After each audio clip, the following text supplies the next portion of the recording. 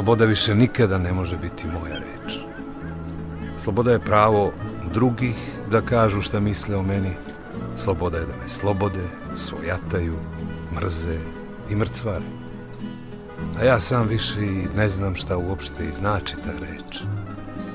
Je li to možda samo sećanje da sam jednom kao dete trčao oko biljarde i bio srećan?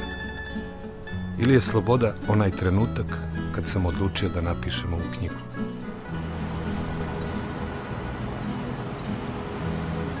Pitaš me za suđenje.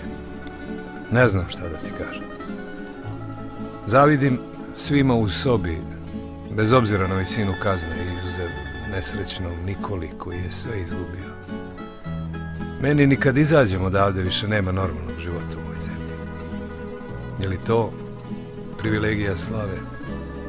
Ovi ostali u sobi su manje popularni od svojih zločina i svi će im zaboraviti grehe.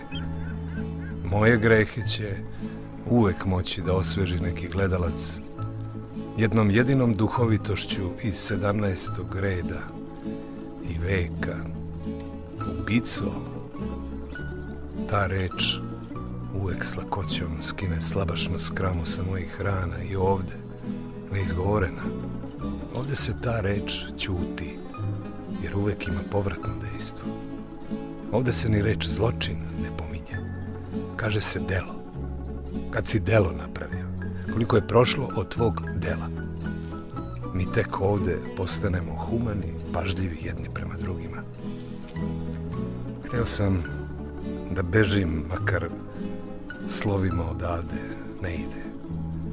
Oprosti, kao da mi bude lakše kad se požalim, a samo se prijatelju smiješ isplakati.